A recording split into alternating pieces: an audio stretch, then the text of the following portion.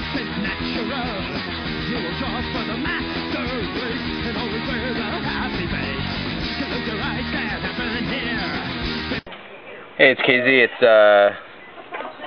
8:10 according to my watch here, and so the polls just closed about 10 minutes ago, and we're going to get an update as to what's going on, how the state picture is shaping up with your friend Harold Kruger. Here we go. Okay. Can you believe it? Schwarzenegger's winning. It's unbelievable. Who? The guy was a rock-ribbed conservative nut a year ago, and now everybody loves him. Who knew? Back to you, KZ. Did he? I heard he survived a riptide? He survived a riptide of something or another. That Democratic wave didn't wash him out to sea. Poor Phil Angelides. Too geeky. There you have it from political correspondent Harold Kruger, who you can catch on the radio when? Tomorrow, 2 p.m., Capital Public Radio. My analysis. On point, always. This is Dan Witter. Dan, tell us what you're doing. I'm typing. Actually, I'm deleting stuff. What are you working? That's the sound of a mistake I made. What are you working on? I am writing a story on comments from Dennis Nelson, a supervisor who lost his bid for re-election. After 12 years of serving on the board, they kicked him off. How did he react? Actually, he was pretty mellow. You know, he wasn't down and out and depressed. He was kind of quiet, but not bummed out as I had imagined him to be. So he's a handsome man, that Dennis Nelson. You'll have to ask someone else about that. Okay. I don't have an opinion on that. All right, back to work. Okay, so it's 2 hours later. It's now 10:15 on November 7th, election night, and Harold Kruger, we're going to cut right back to him with more election commentary right here at the Appeal Democrat.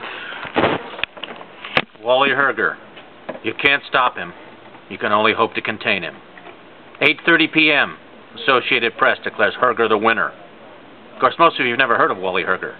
There's a reason for that. He doesn't do anything, but he wins elections, and that's all that matters. Back to you, KZ.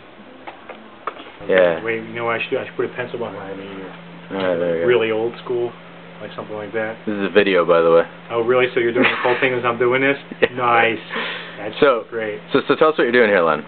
I'm posting the latest results on the website right now to give our readers real-time, as close to real-time results as possible. So you don't think they just wait till tomorrow morning to get them?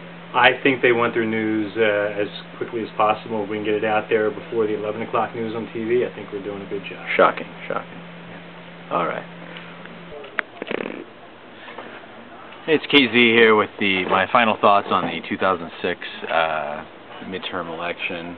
I think working an election is a lot like working at I understand what sports writers go through now when they do like basketball or football or baseball games and that. You don't really get to enjoy the game when you're covering it. It's still kind of a blur. I don't remember what passed and what didn't. So I guess tomorrow's paper will be like an exciting moment for me because I can say, hey, oh, that passed. That's cool. But I think at least I can take some comfort in the fact that hi Harold, that the House was evidently won over by Democrats, but probably not the Senate.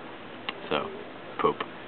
Surprisingly, California, a lot of the statewide offices went to Republicans, which was kind of a shocker to me. But at least Jerry Brown got in there, huh?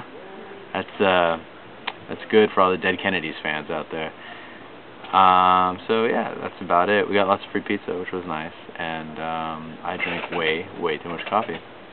Anyway, I'm going to pass it on to Harold for his final thoughts on the election, and then we'll probably set it to some pop tunes for your viewing enjoyment.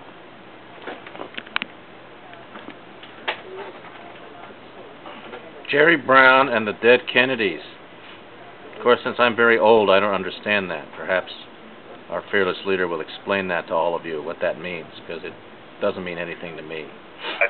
Other than that, I'm not sure I have much to say about tonight's dramatic, or actually not so dramatic, races here in this part of California where Republicans always win.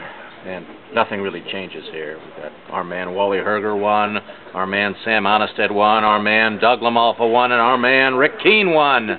And what more do you want? Republicans everywhere in a democratic state. Do you suppose it would have gone differently if A.J. Saccone submitted any information to the election guide?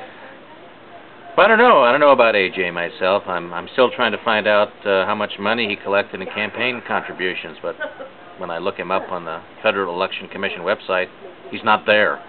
So, which is kind of a mystery to me, but I'm sure it'll all get sorted out. Or not, because he lost anyway. What was the biggest plus of this election to you? The pineapple pizza, I think. Okay, and the biggest minus?